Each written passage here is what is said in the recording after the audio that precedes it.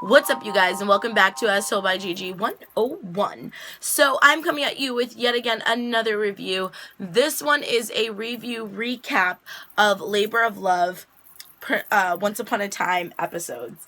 So let's say Pretty Little Liars because I just recorded that one. But this was requested by JS Hester16. He saw my recap for the premiere of the second half of this season, and he asked me to do a review for this episode. And who am I to not fulfill a request that is moral and within reason? So this episode continues with them being in the underworld, and it's the story of Hercules for just this episode.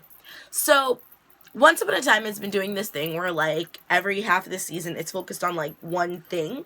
So this half is, like, Underworld and Hades. So I was a little bit surprised that the Hercules storyline wasn't drawn out more, because the story of Hades, well, I was going to say the story of Hades and the story of Hercules is the same thing, but I guess that it's not. I guess we always hear about the story of Hercules, and this season is focusing on the story of Hades. But with that being said, we did see Hercules, and we did see Megra. Now, initially, the way that this episode was set up, it seemed like Snow was Megra, and I was watching it like, oh my Lanta, tell me that Snow is supposed to be Megra.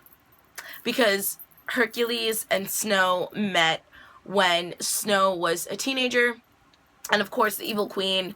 Now, this was a rare, nice surprise because we actually saw young little Snow, okay, which is played by Bailey Madison, I believe her name is, and Regina. And Regina having a scheme of having some kind of thieves dealing with the poor people and trying to, of course, turn people against Snow, which never works. Regina, when are you going to get that through your head?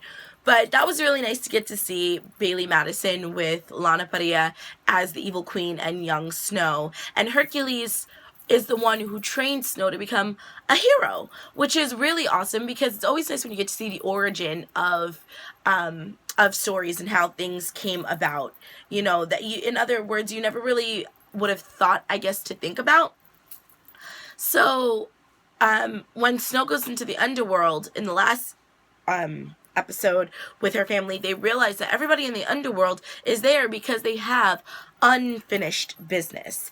And every time they say that, I automatically think of Casper, the movie with Christina Ricci from the 90s. Anybody else? It's just me. But whenever I hear unfinished business, I think of that movie.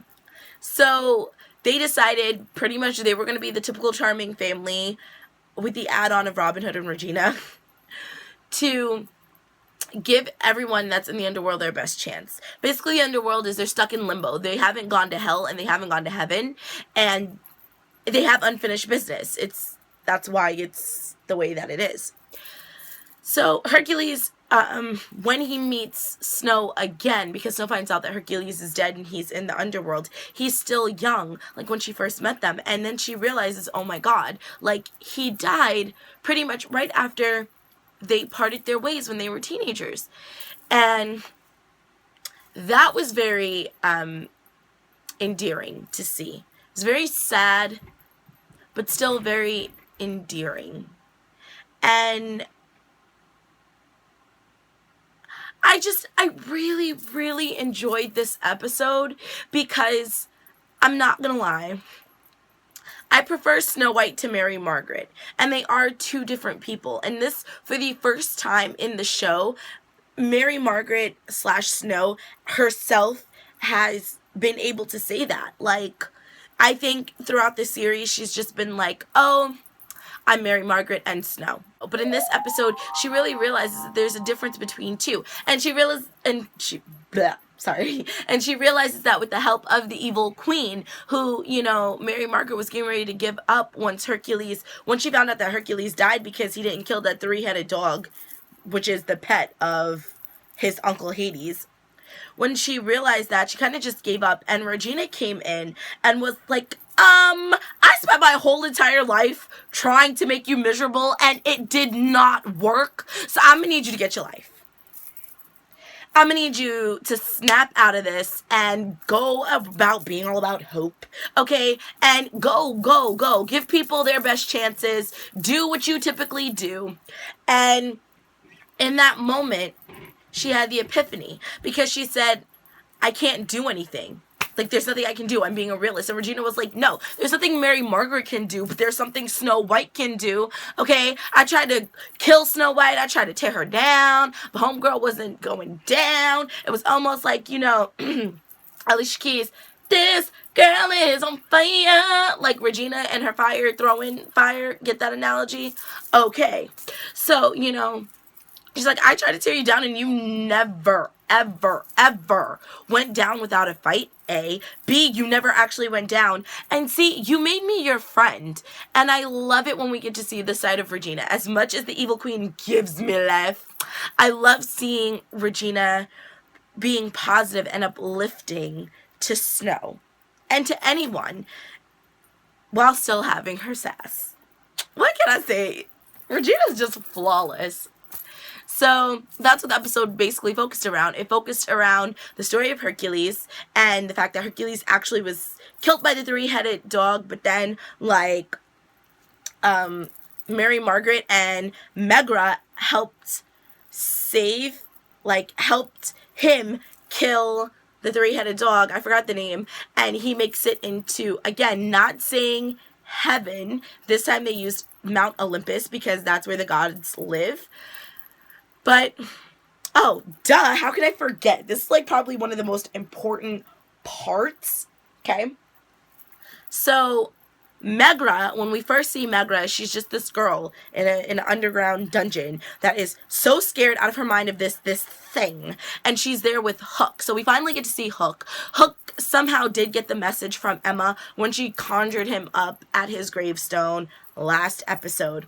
And they were gonna run, but she was like, we can't get away from the thing and the three heads and blah, blah, blah, blah, thing. And so Hook was like, I'm gonna distract them and you're gonna run and you're gonna find Emma and you're gonna tell Emma that I got her message. You're gonna tell Emma that I'm okay and you're gonna tell Emma that she needs to come save me. That's what we're gonna do.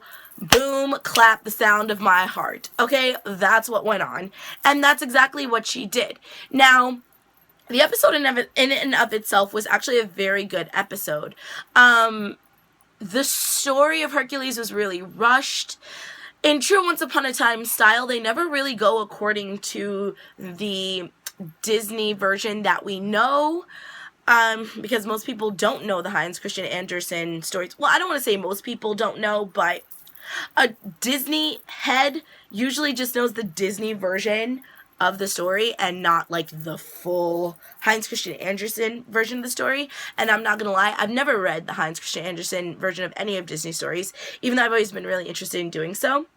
But yeah, so this didn't play into the Hercules that's on like Netflix from Disney from the 90s that we know, which kind of sucks because I really, really, really would have liked to have seen that. Because in Hercules, the Disney movie, Megra was actually sent to make Hercules be destroyed by that three-headed thing, and they did hint at that because they showed finally how he died, and it was because Megra like ran out and was like, oh my god, it's gonna get me, and like Hercules went to go fight it and it actually killed Hercules, and then she said it killed her too, but like in the Disney story, that wasn't really how it was supposed to go. And I kind of wish that they had played on that a little bit more.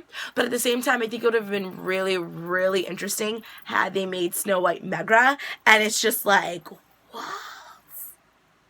Because you know how they like to do that? Like how Rumpelstiltskin became the Beast from Beauty and the Beast, though Prince Adam, who is the Beast from Beauty and the Beast, is a complete separate character from the actual Rumpelstiltskin story. Like, you see how they did all that?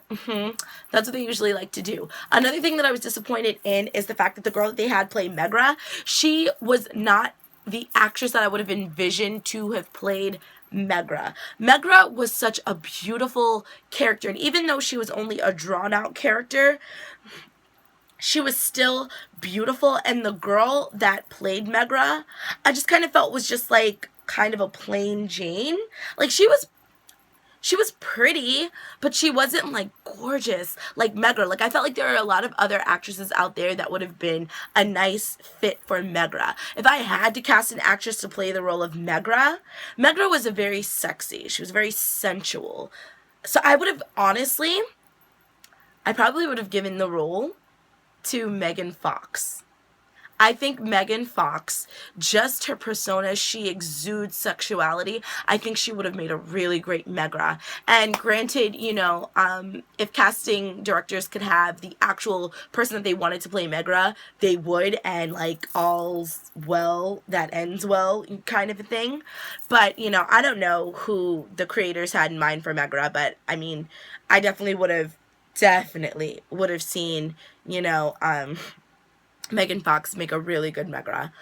Also, I'm still waiting for Zelina to come back because I love Zelina. Zelina is that character that you love to hate. And what is going on with Cora? Like, Cora wasn't in this episode at all. We know that he made her a Miller's daughter again, but like, where is she? What is she doing?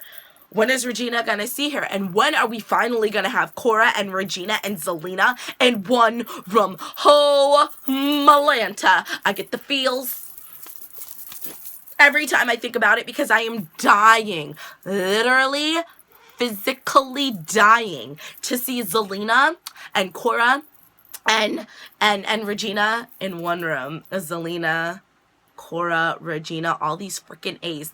I'm just saying, okay? Cora had an older daughter with, like, what was that guy? He was just kind of like a milkman or whatever. Then she had Regina with Henry Mills. I'm just saying, like, when she was the Queen of Hearts, she could have, okay, I'm dying to be on Once Upon a Time, so I'm just gonna put this out there. And yes, it is owned by me. Okay, so if the story comes out and it does not have my approval, there's a problem. But I'm just saying, like, while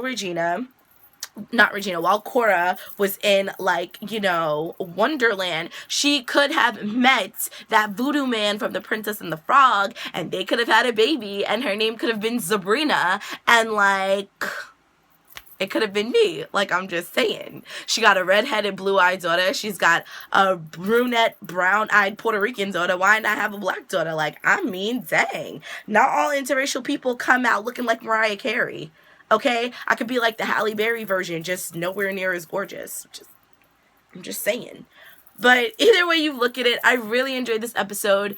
JS Hester 16, thank you so much for requesting me to do this video and forcing me to watch the episode quicker than what I probably would have, because I probably just would have waited until next Sunday right before the show came on and watched it again. And yeah, so that was my review. It was a great episode. I'm so glad that we are out of the Frozen season. And thank you to everyone who watched my last review and reminded me of how Regina got Henry back, because I totally forgot about that. Just saying. So thank you guys so much for watching. Don't forget to rate, comment, subscribe, and share, because sharing is caring. As always, I post videos whenever I feel like it. Leave your comments and requests down below. Be sure to stalk me on social media, and I'll see you in my next video. Don't you love how I went from making like no videos to making like 500 videos and uploading them like bleh? The life of GiGi. Oh god, all funny. Alright, I love you guys so much. Loves and likes ya. Bye-bye.